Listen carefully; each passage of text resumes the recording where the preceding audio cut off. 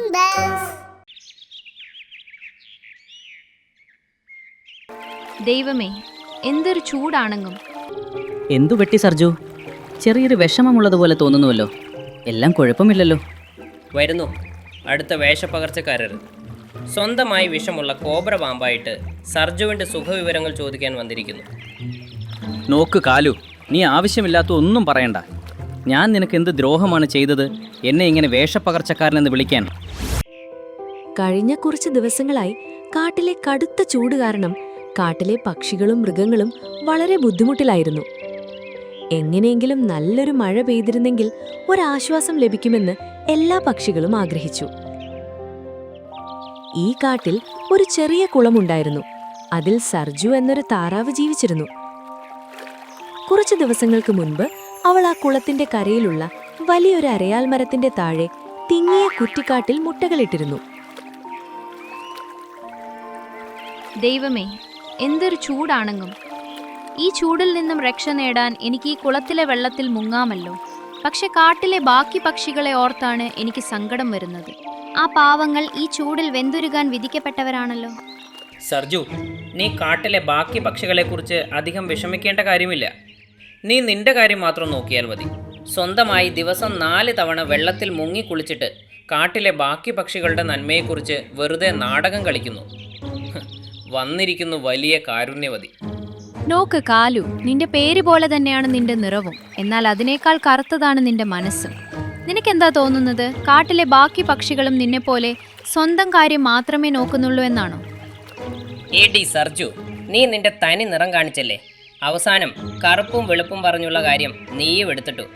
നിന്റെ ഈ നിറമോർത്ത് നീ അധികം അഹങ്കരിക്കണ്ട. മറക്കണ്ട, മുട്ടയിടാൻ വേണ്ടി നിനക്കും മരത്തിന്റെ അടുത്തായി കൂടുണ്ടാക്കേണ്ടി വരുന്നുണ്ടല്ലോ. താറാവ് സർജുവിന് കാലു കാക്കയുടെ സംസാരം ഒട്ടും ഇഷ്ടപ്പെട്ടില്ല.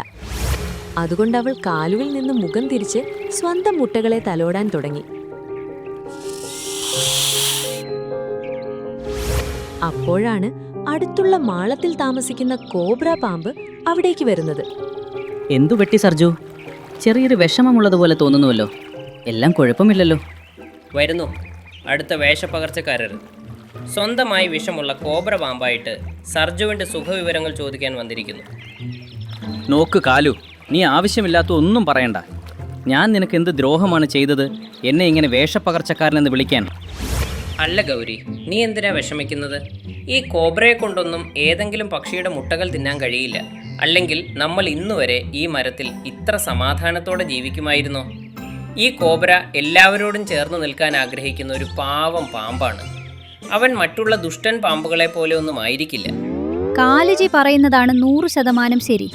എൻ്റെ ദൈവമേ, ഇത്രയും വലിയ വിഷപ്പാമ്പായിട്ടും സംസാരം കേട്ടാൽ തോന്നും വലിയ സന്യാസിയാണെന്ന്. സർജു സഹോദരി, നീ ഒന്നും വിചാരിക്കരുത്. നീ വലിയ ബുദ്ധിമതിയാണെന്നാണല്ലോ നടപ്പ്. എന്നിട്ട് ഈ കോബ്രയുടെ മാളത്തിനടുത്ത് കൂടുണ്ടാക്കാൻ നിനക്ക് പേടിയൊന്നും തോന്നിയില്ലേ? ദൈവം സഹായിച്ച് നാളെ ഇവന്റെ കണ്ണ് നിന്റെ കുട്ടികളുടെ മേൽ പതിഞ്ഞാൽ നീ എന്ത് ചെയ്യും? കാലുവിന്റെയും ഗൗരിയുടെയും വാക്കുകൾ കേട്ട് സർജുവിനും കോബ്രയുടെ മാളത്തിനടുത്ത് മുട്ടയിട്ട തന്റെ തീരുമാനത്തിൽ സംശയം തോന്നി തുടങ്ങി. ശരിക്ക് ചിന്തിച്ചാൽ കാലുവും ഗൗരിയും പറഞ്ഞതിലും കാര്യമുണ്ട്. ഈ കോബ്ര അവസരം കിട്ടുമ്പോൾ എന്റെ മുട്ടകൾക്ക് നേരെ ആക്രമണം നടത്തിയാൽ ഞാൻ എന്ത് ചെയ്യും? സർജു, നീ ഈ കാലുവിൻ്റെയും ഗൗരിയുടെയും വാക്കുകൾ കേൾക്കേണ്ട. നിനക്കിവൻ്റെ സ്വഭാവം അറിയാവുന്നതല്ലേ. ഇവനെപ്പോലെ വഞ്ചകരാണ് എല്ലാവരും എന്നാണ് അവൻ കരുതുന്നത്. നീ എന്നെ പേടിക്കേണ്ട യാതൊരു ആവശ്യവുമില്ല. കാലു, ഇന്ന് നീ എന്നെക്കുറിച്ചില്ലാത്തതെല്ലാം പറഞ്ഞുണ്ടാക്കി. പക്ഷേ ഇനി ഏതെങ്കിലും പക്ഷിയോട് എന്നെക്കുറിച്ച് എന്തെങ്കിലും മോശമായി പറഞ്ഞാൽ മറക്കണ്ട, എൻ്റെ പേരും കോബ്ര എന്നാണ്. ഞാൻ നിന്റെ കൂടിൻ്റെ അഡ്രസ്സ് നന്നായി അറിയുന്നവനുമാണ്. കോബ്ര പാമ്പ് പത്തി വിടർത്തി അവിടെ നിന്നും തന്റെ മാളത്തിലേക്ക് തിരികെ പോയി. കോബ്ര പറഞ്ഞത് കേട്ട് ഗൗരി ഉറക്കെ കരയാൻ തുടങ്ങി. സർജു, ഞാൻ നിന്നോട് പറഞ്ഞതല്ലേ കിങ് കോബ്രയുമായുള്ള ചങ്ങാത്തം നല്ലതിനല്ല എന്ന്. കണ്ടില്ലേ, ഞാൻ നിന്റെ മുട്ടകളുടെ സുരക്ഷയെ കരുതി നിനക്ക് മുന്നറിയിപ്പ് നൽകുകയായിരുന്നു. ഈ കോബ്ര എന്റെ കുട്ടികളെ തന്നെ തിന്നുമെന്ന് ഭീഷണിപ്പെടുത്തി പോകുമെന്ന് എനിക്കെങ്ങനെ അറിയാനാ? വിഷമിക്കേണ്ട ഗൗരി, നമ്മുടെ കുട്ടികൾക്കൊന്നും സംഭവിക്കില്ല. ദൈവം എല്ലാം കാണുന്നുണ്ട്. ഇപ്പോൾ നന്മയ്ക്കൊന്നും ഒരു വിലയുമില്ലാത്ത കാലമാണ്. കാലുവും ഗൗരിയും തങ്ങളുടെ കൂട്ടിലേക്ക് പോയി. ഒപ്പം സർജുവും വിഷമത്തോടെ തന്റെ കൂട്ടിൽ ചെന്നിരുന്നു. കാലുജി, ഇന്ന് നമ്മൾ വിചാരിച്ച പോലെ ഒന്നുമല്ല നടന്നത്. നമ്മൾ കോബ്രയുടെയും സർജുവിന്റെയും സൗഹൃദം തകർക്കാൻ പോയതാ. പക്ഷെ അവൻ നമ്മളെ ഭീഷണിപ്പെടുത്തി പോയിരിക്കുന്നു. സത്യം പറഞ്ഞാൽ എനിക്ക് ചെറിയ പേടി തോന്നുന്നുണ്ട്. ശരിക്കും ആ കോബ്ര നമ്മുടെ കുട്ടികളെ ആക്രമിച്ചാൽ നമ്മൾ എന്ത് ചെയ്യും? അല്ല ഗൗരി, നീ എന്തിനാ വിഷമിക്കുന്നത്? ഈ കോബ്രയെ കൊണ്ടൊന്നും ഏതെങ്കിലും പക്ഷിയുടെ മുട്ടകൾ തിന്നാൻ കഴിയില്ല. അല്ലെങ്കിൽ നമ്മൾ ഇന്നുവരെ ഈ മരത്തിൽ ഇത്ര സമാധാനത്തോടെ ജീവിക്കുമായിരുന്നോ? ഈ കോബ്ര എല്ലാവരോടും ചേർന്ന് നിൽക്കാൻ ആഗ്രഹിക്കുന്ന ഒരു പാവം പാമ്പാണ്. അവൻ മറ്റുള്ള ദുഷ്ടൻ പാമ്പുകളെ പോലെ ഒന്നും ആയിരിക്കില്ല. കുളത്തിന്റെ കരയിൽ താമസിക്കുന്ന കാലുവും ഗൗരിയും സർജുവും കോബ്രയും തമ്മിലുണ്ടായ വഴക്കിനു ശേഷം ആരും തമ്മിൽ സംസാരിക്കുന്നില്ലായിരുന്നു. പിറ്റേ ദിവസം ആകാശത്ത് കറുത്ത കാർമേഘങ്ങൾ ഉരുണ്ടുകൂടി. അതോടൊപ്പം തന്നെ തണുത്ത കാറ്റ് വീശി മരച്ചില്ലകളെ ആടി ഉലയ്ക്കാൻ തുടങ്ങി. അടിപൊളി! ഇന്ന് എന്തൊരു നല്ല കാലാവസ്ഥയാണ്. ഇന്ന് നല്ലൊരു മഴ കിട്ടിയാൽ ഞാൻ കുളത്തിലെ വെള്ളത്തിൽ മതിവരുവോടെ നൃത്തം ചെയ്യും. മഴ വരുന്നുണ്ടെന്ന സന്തോഷത്തിൽ സർജു താറാവ് വളരെ ആവേശത്തിലായിരുന്നു. രക്ഷ, വാ, പുറത്തെ കാലാവസ്ഥയൊന്ന് നോക്കിയിട്ട് വരാം. ഇന്ന് വലിയൊരു കൊടുങ്കാറ്റ് വരുമെന്ന് തോന്നുന്നു.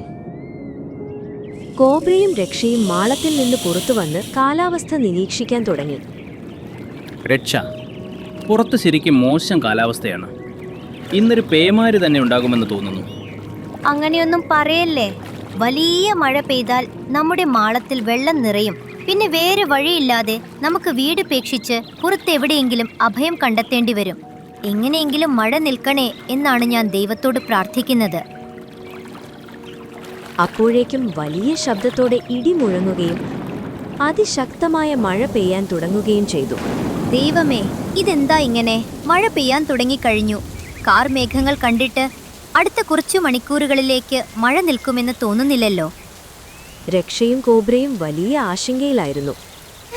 എന്നാൽ മഴത്തുള്ളികൾ വീഴുന്നത് കണ്ട സർജു ഉടനെ കുളത്തിലിറങ്ങി പാട്ടുപാടി നൃത്തം വെച്ചുകൊണ്ട് മഴ ആസ്വദിക്കാൻ തുടങ്ങി. നീ ഒന്നും വിചാരിക്കരുത് കോബ്ര. എന്നാലും ഒരു കാര്യം ചോദിക്കട്ടെ, നീ സർജുവിനെ നിന്റെ കൂട്ടുകാരിയെന്നല്ലേ വിളിച്ചിരുന്നത്? അതെ, ഞങ്ങൾ അയൽക്കാരായതുപോലെ തന്നെ നല്ല സുഹൃത്തുക്കളുമാണ്. നിനക്കെന്തെങ്കിലും പ്രശ്നമുണ്ടോ? അയ്യോ അല്ലല്ല ബയ്യ, ഞങ്ങൾക്കെന്ത് പ്രശ്നം? ഞാൻ നിങ്ങൾക്ക് ചില സത്യങ്ങൾ കാണിച്ചു തരാൻ വന്നതാണ്. അവിടെ നോക്ക്, മഴ വരുന്നതിൻ്റെ സന്തോഷത്തിൽ സർജു നൃത്തം ചെയ്ത് സന്തോഷിക്കുകയാണ്. ഈ മഴ പെയ്ത് നിങ്ങളുടെ മാളത്തിൽ വെള്ളം കയറുമെന്നും കുട്ടികളുടെ ജീവൻ അപകടത്തിലാകുമെന്നുമുള്ള കാര്യം അവൾക്ക് യാതൊരു പ്രശ്നവുമല്ല. എനിക്ക് തോന്നുന്നത് ഇത്തവണ ഗൗരി പറഞ്ഞതാണ് ശരിയെന്നാണ്. സർജുവിനങ്ങനെ എന്ത് സന്തോഷമാണ് മഴ കണ്ട് അവൾ കുളത്തിൽ ആടിപ്പാടി നൃത്തം വെക്കുന്നത്. കുട്ടികളുടെ കാര്യത്തിൽ ആശങ്കപ്പെട്ട് ഇവിടെ എൻ്റെ നെഞ്ചിരിക്കുകയാണ്. അവൾക്കാണെങ്കിൽ പാട്ടും ഡാൻസുമാണ്. സർജു, എന്താ കാര്യം? വലിയ പാട്ടും നൃത്തവുമൊക്കെയാണല്ലോ. മഴക്കാലം തുടങ്ങിക്കഴിഞ്ഞു. നിനക്ക് നിന്റെ കുട്ടികളെക്കുറിച്ച് യാതൊരു ഉത്കണ്ഠയുമില്ലേ? ഹോ, ഈ മഴയത്ത് കുട്ടികൾക്കുള്ള ഭക്ഷണം കണ്ടുപിടിക്കാനും വലിയ പാടായിരിക്കുമല്ലോ. ഒരു ദിവസം കുളക്കരയിൽ പിക്നിക്കിന് വന്ന ചിലർ കുറച്ച് റൊട്ടികൾ ഇവിടെ ഉപേക്ഷിച്ചു പോയിരുന്നു. അപ്പോൾ തന്നെ ഞാൻ ആ റൊട്ടികളെല്ലാം എൻ്റെ കൂട്ടിൽ ഒളിപ്പിച്ചു വച്ചിരുന്നു. എനിക്കും എൻ്റെ കുട്ടികൾക്കുമുള്ള ഭക്ഷണം ഞാൻ നേരത്തെ തന്നെ ഒരുക്കി കഴിഞ്ഞു. ഇനി എൻ്റെ കുട്ടികളുടെ സുരക്ഷയുടെ കാര്യമാണെങ്കിൽ എൻ്റെ കൂട് ഞാൻ നേരത്തെ തന്നെ കുട്ടിക്കാടുകൾ കൊണ്ട് മറച്ച് സുരക്ഷിതമാക്കിയിട്ടുണ്ട്.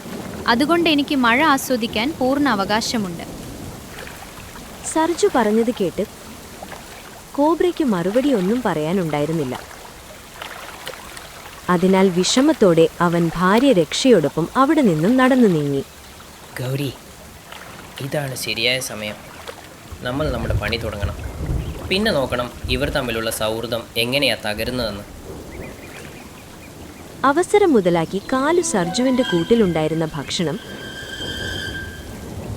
കോബ്രയുടെ മാളത്തിനടുത്ത് വിതറുകയും സർജുവിന്റെ മുട്ടകളെടുത്ത് സ്വന്തം കൂട്ടിൽ കൊണ്ടുപോയി വെക്കുകയും ചെയ്തു. ദൈവമേ, ഇതെന്ത് കഷ്ടമാണ് വന്നത്. ഏത് ദുഷ്ടന്റെ കണ്ണാണ് എൻ്റെ കൂടിന്മേൽ പതിഞ്ഞത്? എൻ്റെ കുട്ടികളും ഞാൻ ഒളിപ്പിച്ചു വെച്ച ഭക്ഷണവും രണ്ടും കാണാനില്ലല്ലോ. സർജു കരഞ്ഞതുകൊണ്ടൊന്നും ഒരു കാര്യവുമില്ല. നിന്റെ റൊട്ടികൾ എവിടെയാണ് ചിതറിക്കിടക്കുന്നതെന്നൊന്ന് നോക്കൂ. ബാക്കി കാര്യങ്ങൾ നിനക്ക് തന്നെ മനസ്സിലാകുമല്ലോ. കുറച്ചു കഴിഞ്ഞപ്പോൾ തന്റെ റുട്ടികൾ കോബ്രയുടെ മാളത്തിനടുത്ത് കിടക്കുന്നത് കണ്ട സർജുവിന് കാലിനടിയിലെ മണ്ണ് ഒലിച്ചു പോയതുപോലെ തോന്നി. അവൾ ഉറക്കെ കരയാൻ തുടങ്ങി. ഞാൻ മഴയത്ത് പാട്ടുപാടി നൃത്തം ചെയ്യുന്നത് കണ്ട് നിനക്ക് അത്രയ്ക്ക് അസൂയ തോന്നിയല്ലേ കോബ്ര? അങ്ങനെ നീ എന്റെ കുട്ടികളെ തന്നെ നിന്റെ ഭക്ഷണമാക്കി മാറ്റി. നോക്കിക്കോ, നിനക്കൊരിക്കലും സമാധാനമായി ജീവിക്കാൻ കഴിയില്ല.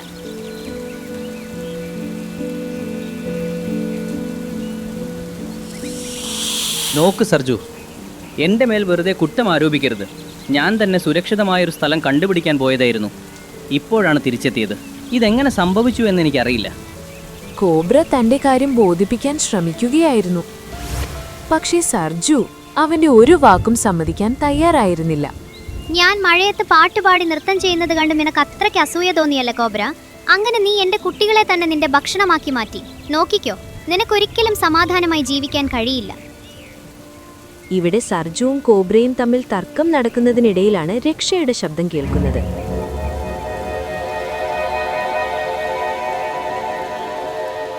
ഇത് നോക്ക് സർജു, നിന്റെ മുട്ടകൾ ഈ കാലുവാണ് അവന്റെ കൂട്ടിൽ ഒളിച്ചു വെച്ചത്.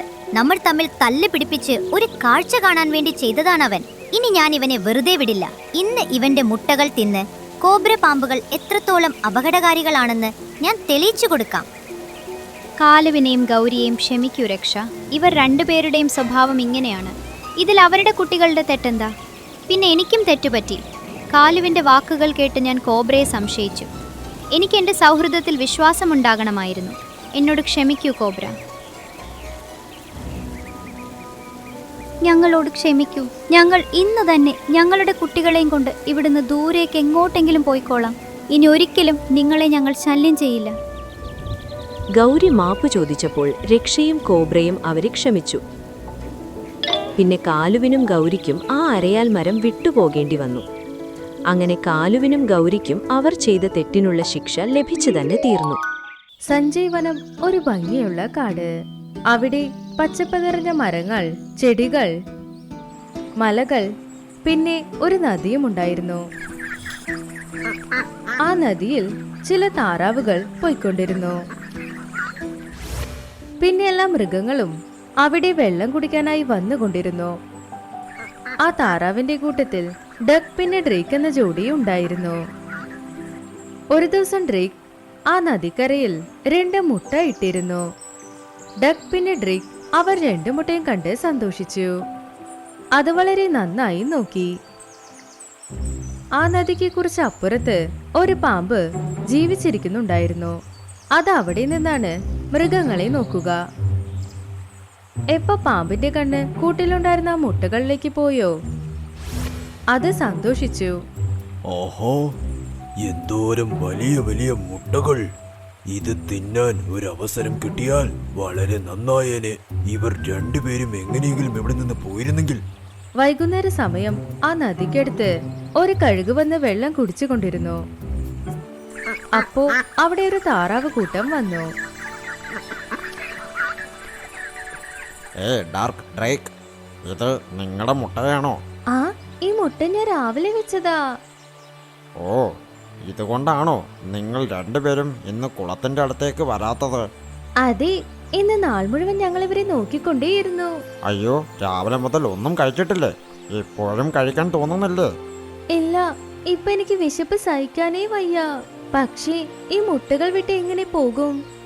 നീ വിഷമിക്കണ്ട, മുട്ടയ്ക്ക് ഒന്നും സംഭവിക്കില്ല. ഭക്ഷണം കിട്ടിയാൽ അത് കഴിച്ചിട്ട് നമുക്ക് അത് കഴിഞ്ഞ് ഇവിടെ വന്ന് മുട്ട നോക്കാം. ഇങ്ങനെ പറഞ്ഞവർ മുട്ടകൾ അവിടെ വെച്ച് കൂട്ടത്തോടെ ഭക്ഷണം കഴിക്കാനായി പോയി. പാമ്പ് ഒളിഞ്ഞിരുന്ന് അവർ സംസാരിക്കുന്നതെല്ലാം കേട്ടുകൊണ്ടിരുന്നു. അത് ഈ സമയത്തിന് വേണ്ടിയാണ് കാത്തിരുന്നത്, അവരെപ്പോ ഇവിടുന്ന് പോകുമെന്ന്. അവരവിടെ നിന്ന് ദൂരെ ചെന്നതും പാമ്പ് വളരെ സന്തോഷിച്ചു. മുഖത്ത് ചിരി, കണ്ണിൽ അത്യാഗ്രഹം. അത് മുട്ടയ്ക്കടുത്തേക്ക് ചെന്നു. ആഹാ, പുതിയതായിട്ട് നല്ല മുട്ടകൾ! അങ്ങനെ പറഞ്ഞ സന്തോഷത്തോടെ അതൊരു മുട്ടയെടുത്ത് വിഴുങ്ങി. ആഹാഹാഹാഹാ, ഇന്ന് ഒരു പിടി അങ്ങ് പിടിച്ചേക്കാം. അങ്ങനെ പറഞ്ഞത് രണ്ടാമത്തെ മുട്ടയും സന്തോഷത്തോടെ വിഴുങ്ങി. ആ, ഞാൻ ഇത്രയും രുചിയുള്ള മുട്ട കഴിച്ചിട്ടേയില്ല. ആ, ഇനി സമാധാനത്തോടെ പൊറ്റിൽ പോയി കിടന്നുറങ്ങാം. ആരെങ്കിലും കണ്ടു കഴിഞ്ഞാൽ നാളെ എന്റെ കഥ തീരും. അങ്ങനെ പറഞ്ഞത് മാടത്തിലേക്ക് ഇഴഞ്ഞു. അത് കഴിഞ്ഞ് മാടത്തിൽ ചെന്ന് ഉറങ്ങി. ഡക്ക് ഡ്രേക്ക് രണ്ടുപേരും ആ കൂട്ടം വിട്ട് അവരുടെ സ്ഥലത്ത് വന്ന് നോക്കിയപ്പോൾ അവരുടെ കൂടെ കാലിയായത് കണ്ട് വിഷമിച്ചു. അയ്യോ, നമ്മുടെ മുട്ട എവിടെ പോയി? നമ്മൾ വെച്ച മുട്ട നമ്മുടെ കൂട്ടമല്ലാതെ വേറെ ആരും കണ്ടില്ല. അങ്ങനെയുള്ളപ്പോൾ ആരും എടുത്തുകൊണ്ടു പോയത്? അത് കേട്ട് ഡക്ക് ആലോചിച്ച് ഇങ്ങനെ പറഞ്ഞു. ഇത് കണ്ടുപിടിക്കാൻ നമ്മൾ എന്തെങ്കിലും ചെയ്തേ പറ്റൂ. നോക്ക്. അങ്ങനെ പറഞ്ഞ ഡക്ക് ഡ്രിക്കിന് ഒരു ഐഡിയ കൊടുത്തു. അടുത്ത ദിവസം രാവിലെ ഡ്രിക്ക് വീണ്ടും അത് 2 മുട്ട വെച്ചു. രണ്ടുപേരും അത് നോക്കിക്കൊണ്ടേയിരുന്നു. വൈകുന്നേരമാകുന്നതിന് മുന്നേ ഡക്ക് പറഞ്ഞു, ഡ്രേക്ക്, എനിക്ക് നന്നായി വിശക്കുന്നു. പോയി എന്തെങ്കിലും കഴിച്ചിട്ട് വരാം, വാ. പക്ഷേ മുട്ട വിട്ട് നമ്മൾ എങ്ങനെ പോകും? ഇന്നലെ സംഭവിച്ച പോലെ ഇന്ന് സംഭവിച്ച എന്ത് ചെയ്യും? എന്റെ അടുത്തൊരു വഴിയുണ്ട്. അങ്ങനെ പറഞ്ഞ് ഡക്ക് ചില പുല്ലുകൾ എടുത്തുകൊണ്ടുവന്നു. ആ പുല്ലെല്ലാം ഇട്ടുകൊണ്ട് ആ മുട്ടയെ മൂടി വെച്ചു. ഇപ്പോൾ ഈ മുട്ട ആർക്കും കാണാൻ സാധിക്കില്ല.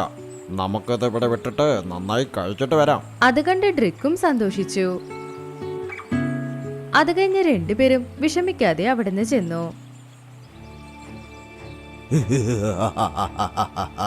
ഇവന്മാർ മണ്ടന്മാർ തന്നെ. ഇങ്ങനെ അടച്ചു വെച്ചാൽ ഞാനെന്താ അറിയാതെ ഇരിക്കുമോ? ഇന്ന് വൈകുന്നേരമാകുന്നത് വരെ കാത്തിരിക്കേണ്ട ആവശ്യമില്ലെന്ന് തോന്നുന്നു. അങ്ങനെ പറഞ്ഞത് വേഗം മാടത്തിൽ നിന്ന് പുറത്തു വന്നു. ആ കൂട് നോക്കി പോയി. ഡക്ക് പിന്നെ ഡ്രിക്ക് രണ്ടുപേരും ആ നദിക്കടുത്തുള്ള മരത്തിന്റെ പുറകെ നിന്ന് അത് നോക്കിക്കൊണ്ടിരുന്നു. പക്ഷെ അവിടെ വന്ന പാമ്പിനെ നോക്കി അവർ വളരെ പേടിച്ചു. അവർ അടുത്ത് ചിന്തിക്കുന്നതിന് മുന്നേ തന്നെ ആ പാമ്പ് 2 മുട്ടയും വിഴുങ്ങി. അത് കഴിഞ്ഞ് വളരെ സന്തോഷത്തിൽ അതിന്റെ കൂട്ടിൽ ചെന്ന് കിടന്ന് ഉറങ്ങിപ്പോയി. ഡക്ക് പിന്നെ ഡ്രിക്ക് രണ്ടുപേരും അവരുടെ കൂട്ടിൽ ചെല്ലുമ്പോൾ പാമ്പ് മുട്ട കഴിച്ച് പോയിരുന്നു. ഈ പാമ്പ് തീർച്ചയായും നമ്മൾ വെക്കുന്ന മുട്ടയെല്ലാം കഴിച്ചു തീർക്കും. അപ്പൊ അതിനർത്ഥം നമ്മൾ എപ്പോഴും നമ്മുടെ കുട്ടികളുടെ മുഖം കാണില്ലേ? അത് കേട്ട് ഡക്കും ആലോചിക്കാൻ തുടങ്ങി. അപ്പൊ അതിന്റെ കണ്ണ് കഴുകിൽ പോയി. അതാ നദിയിലെ വെള്ളം കുടിച്ചുകൊണ്ടേയിരുന്നു. നീ വിഷമിക്കണ്ട, ഇത് തടയാൻ എന്റെ അടുത്തൊരാളുണ്ട്. അവർ ഉറപ്പായും നമ്മളെ സഹായിക്കും. അപ്പൊ ഡക്ക് കഴുകിനോട് പറഞ്ഞു, ഗരുഡനെ, ഞങ്ങൾ വിളിക്കുന്നത് നീ കേൾക്കുന്നുണ്ടോ? ഹാ, കേൾക്കുന്നു പറയ് ഡക്ക്. ഡക്ക് കഴുകിനോട് അതിന്റെ മുട്ട പിന്നെ നടന്നതെല്ലാം പറഞ്ഞു. അവരുടെ കഷ്ടം കേട്ട് കഴുകി ഇങ്ങനെ പറഞ്ഞു, പാമ്പിനെ കഴിക്കുന്നത് എനിക്ക് വളരെ ഇഷ്ടമാ. അത് എവിടേക്ക് പോകണമോ അത് ഞാൻ അയക്കാം. അത് കഴിഞ്ഞ് അവർ രണ്ടുപേരും കഴുകൻ ചേർന്നൊരു പ്ലാൻ ഉണ്ടാക്കി. അടുത്ത ദിവസം രാവിലെ ഡ്രിക്ക് വീണ്ടും 2 മുട്ട വെച്ചു. ആ സമയത്ത് പാമ്പ് അവരെ നോക്കിക്കൊണ്ടേയിരുന്നു. ഞാൻ ചിന്തിക്കുന്നത് നമ്മൾ കൂട്ടിൽ പുല്ലൊക്കെ വെക്കുന്നുണ്ട്. അത് ഏതോ മൃഗം വന്ന് കഴിക്കാൻ വരുന്നു. അത് അറിയാതെ മുട്ടയും തിന്നുന്നെന്ന് തോന്നുന്നു. അതുകൊണ്ട് നമുക്കിന്ന് പുല്ലൊന്നും വെക്കണ്ട. അത് കേട്ട് പാമ്പ് ചിരിച്ചുകൊണ്ട് പറഞ്ഞു, ഒളിപ്പിച്ചു വെച്ചിട്ട് പോയാലും തുറന്നു വെച്ചിട്ട് പോയാലും ആ മുട്ട എന്റെ വയറ്റിനുള്ളിലേക്കേ പോകൂ. ഡക്കും ട്രിക്കും ആ മുട്ടകൾ അങ്ങനെ തന്നെ വെച്ചിട്ട് പോയി. അത് കഴിഞ്ഞ് ഇന്നലെ ഒളിച്ചിരുന്ന അതേ സ്ഥലത്ത് അവർ ഒളിച്ചിരുന്നു. അവർ പ്ലാൻ ചെയ്ത പോലെ കഴുക അടുത്തിരുന്ന ഒരു മരത്തിൽ ഇരുന്നു കൊണ്ടേയിരുന്നു. ഞാനിതാ വരുന്നു എന്റെ രുചിയുള്ള മുട്ടകളെ. അങ്ങനെ പാടിക്കൊണ്ട് പാമ്പ് പുറത്തു വന്ന്